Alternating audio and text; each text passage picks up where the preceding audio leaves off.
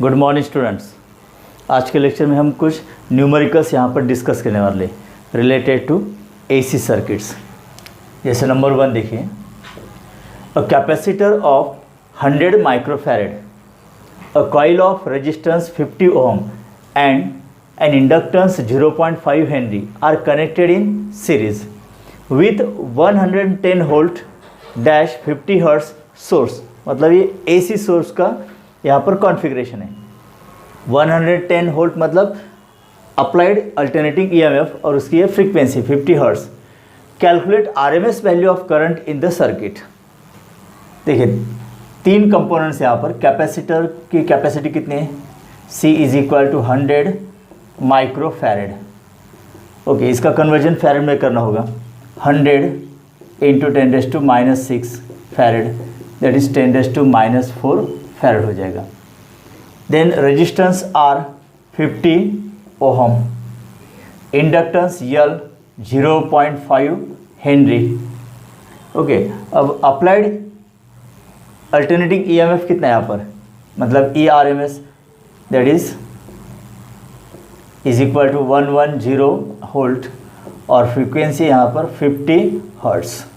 Okay, calculate RMS value of the current in the circuit. मतलब IRMS की value हमें यहाँ पर निकालनी है। तो 110 ये RMS value of alternating EMF की है। तो फॉर्मूला क्या होगा यहाँ पर?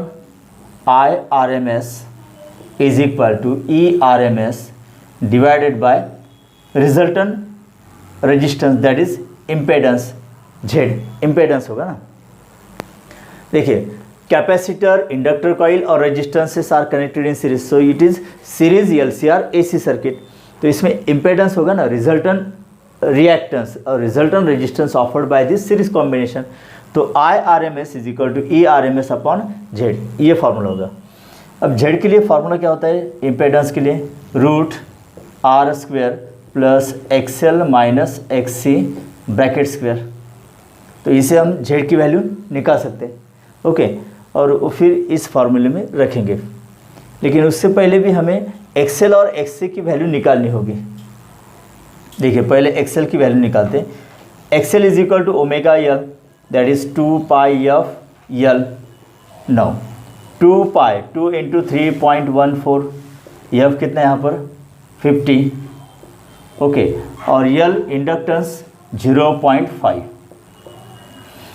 XL की वैल्यू कितनी आएगी? देखिए 2 इंटू 0.5 मतलब कितना होता है? 1। ओके, 3.14 इंटू 50, इसका प्रोडक्ट आता है 157। So this is the value of inductive reactance, है ना। देखिए फिर से 0.5 इंटू 2 1 हो जाएगा। 3.14 इंटू 50 अगर करते तो ये 157 हो जाएगा। Okay, this is value of XL। Now XC is equal to 1 upon omega C, 1 upon 2πfC। This is 1 upon 2 into pi की वैल्यू 3.14 इंटू F 50 और C कितना है यहाँ पर? 10⁻⁻⁴, 10⁻⁻⁴। ओके, अब देखिए XC is equal to 2 into 50 100 हो जाता है ना। तो 1 अपॉन 3.14 इंटू 100 इंटू 10⁻⁻⁴। ओके, अब 3.14 का देखिए 50 इंटू 2 100 हो गया ना यहाँ पर, और ये 3.14 का अब रेसिप्रोकल देखना है। तो ये होता है 0.3162। अब आपको रेसिप्रोकल 3.14 का याद ही हो रहा होगा ना। तो 100 मतलब 10⁻² और 10⁻⁴ मतलब ओके, इनका रिजल्टेंट कितना होगा? 10⁻²। ऊपर आने के बाद क्या होगा? 10⁻²। तो XC की वैल्यू क्या लिखेंगे हम? 31.62 ओहम, इस तरह से 31.62 ओहम। ओके, यहाँ पर XC की वैल्यू लिखनी है। अगर ये 0.6 से मतलब राउंडेड ऑफ, यहाँ पर हम इसको 32 भी लिख सकते हैं ना, 32 ohm for further easy calculation. तो आंसर में ज़्यादा डिफरेंस नहीं आएगा स्टूडेंट। ओके, नो, तो XC की वैल्यू 31.62 या फिर 32 ohm. This is capacitive reactance. ना अब ये फार्मूला या फिर हम डायरेक्टली ये फार्मूला यहाँ पर यूज़ करेंगे। ERMS डिवाइडेड बाय √R² plus XL minus XC bracket square. Okay, तो ये डायरेक्ट फार्मूला यूज़ करेंगे। I R M S is equal to E R M S divided by root R square plus in bracket XL minus XC bracket square. I R M S is equal to, अभी E R M S की value है 110 divided by root are कितना है 50, तो यहाँ पर होगा 50 का स्क्वायर प्लस अब एक्सएल माइनस एक्सी, एक्सएल की वैल्यू 157 है, 157 माइनस 32 है ना। अगर 31.62 लेते हैं तो कैलकुलेशन हार्ड हो जाएगा ना, तो इसलिए राउंडेड फिगर हम ले सकते हैं यहाँ पर, तो आंसर के करीब हम पहुँच सकते हैं इस ब्रैकेट का स्क्वायर। अब I R M S is equal to 110 divided by root 50 का स्क्वायर क्या होगा 2500 प्लस अब इसका डिफरेंस कितना आएगा 157 माइनस 32, देखिए 7 माइनस 2 5, 5 माइनस 3 2 और ये 125 का स्क्वायर हो जाएगा।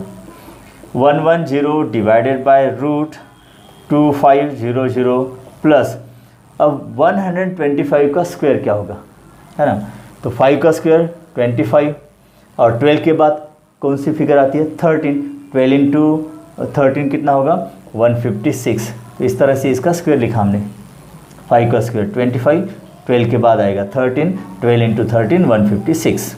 ओके, 110 डिवाइडेड बाय रूट, अब इसकी एडिशन तो 25 एज इट इज़, उसके बाद 5 प्लस 6 11, ओके कैरी 1 देन 8 ये 1 कितना आएगा, so this is 110 divided bye 18,125, इसका स्क्वायर रूट देखते हैं, तो ये हम लॉग टेबल में देख सकते हैं इसका स्क्वायर रूट, देखिए तो ये 134.6 के आसपास आता है राइट स्टूडेंट।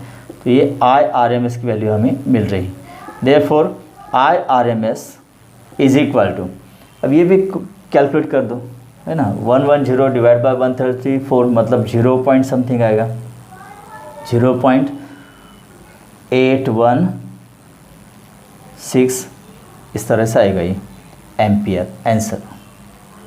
ओके, तो यहाँ पर आर एम एस की वैल्यू कितनी आएगी 0.816 एम्पियर स्टूडेंट। अब उसके बाद एक एमसीक्यू हमें यहाँ पर डिस्कस करना है, second number, the resonant frequency of circuit is 100 hertz. If the capacitor is replaced by another capacitor of capacity 4 times the original value, then the resonant frequency will be, अच्छा तो initial resonant frequency तो FR1 लिखते हैं हम इसको, FR1 okay, ये कितने यहाँ पर 100 हर्ट्ज, और इनिशियल कैपेसिटर सपोज C1 की वैल्यू है C।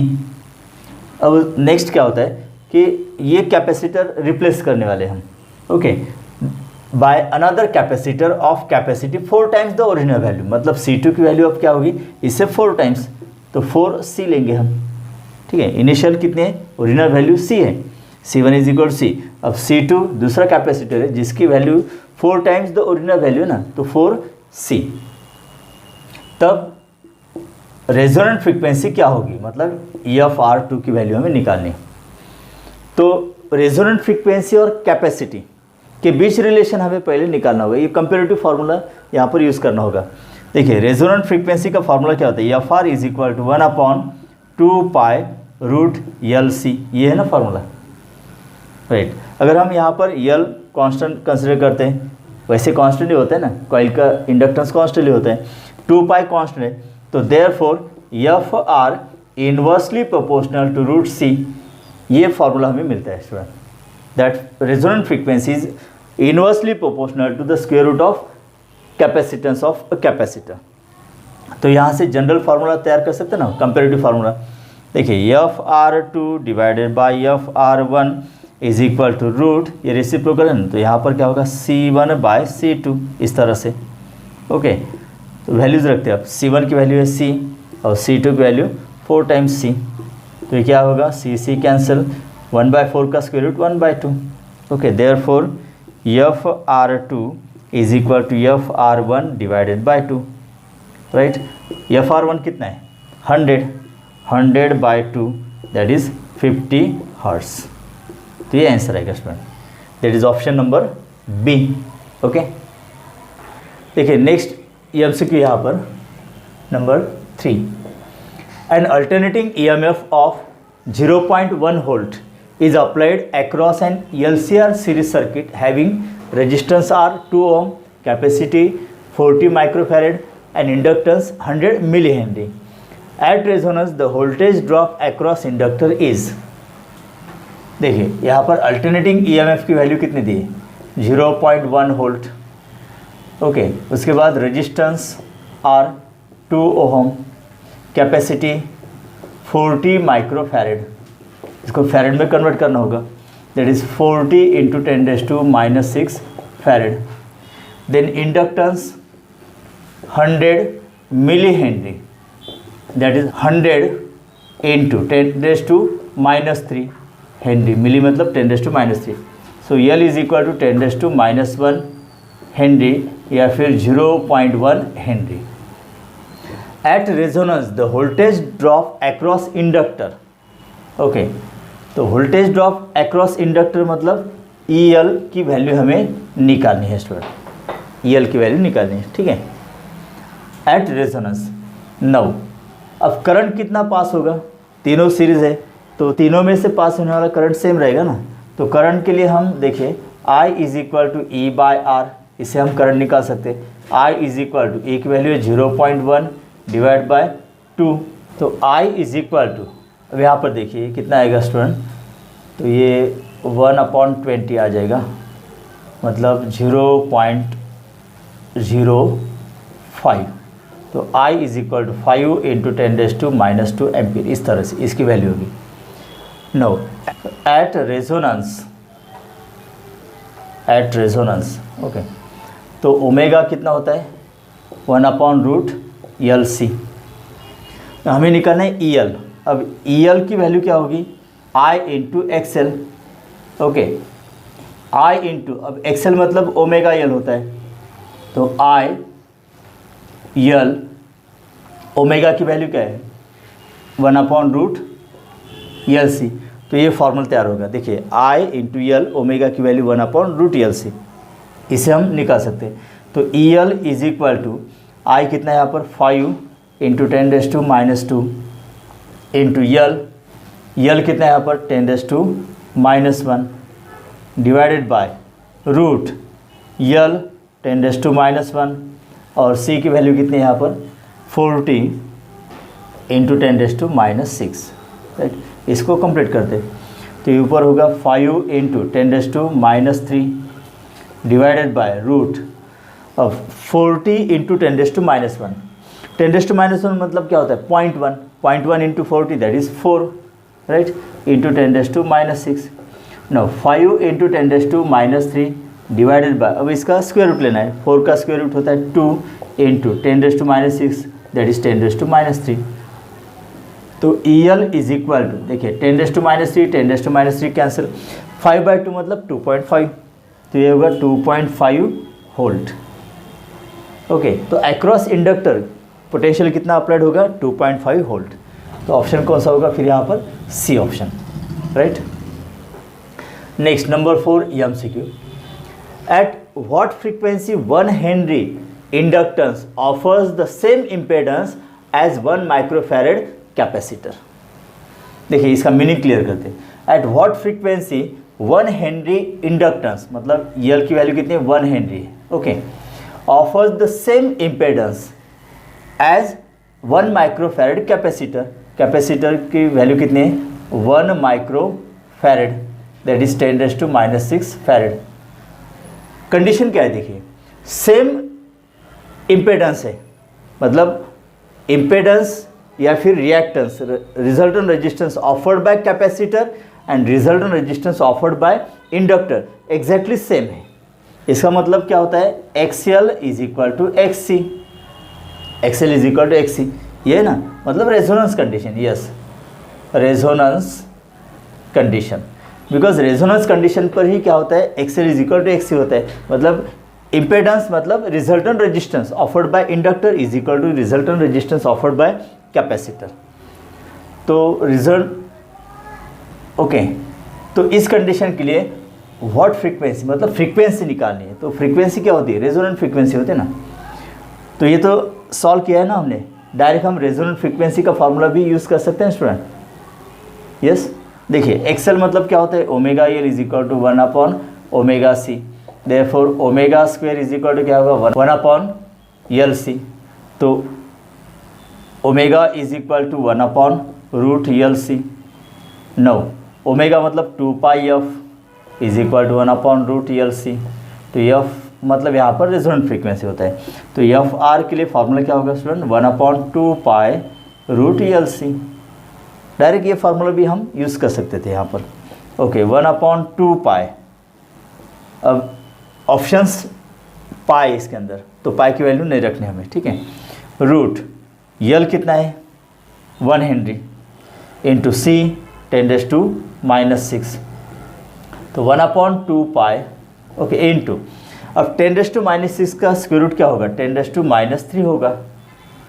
F R is equal to, ये 10⁻³ ऊपर लेके आइए, होगा +3 डिवाइड बाई 2π। अब 10⁻³ मतलब 1000/2π। देयरफॉर रेजोनेंट फ्रीक्वेंसी कितनी आएगी स्टूडेंट, 500 आएगा ना ऊपर, 500/π और यूनिट होगा हर्ट्स। 500/π हर्ट्स मतलब ऑप्शन बी, राइट। अब नेक्स्ट एमसीक्यू यहाँ पर number 5, what is value of inductance for which current is maximum in series LCR AC circuit with C is equal to 10 microfarad और ओमेगा की value दी है 1000 radian पर second.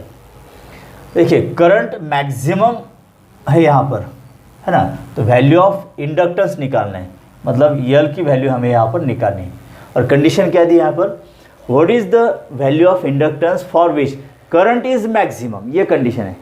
अब current maximum कब होगा इन LCR सीरीज सर्किट में, जब इम्पेडेंस मिनिमम, इम्पेडेंस मिनिमम कब होगा रेजोनेंट कंडीशन पर, राइट। तो इसका मतलब यहाँ पर भी हमें रेजोनेंट कंडीशन ही डिस्कस करनी है। तो एट रेजोनेंस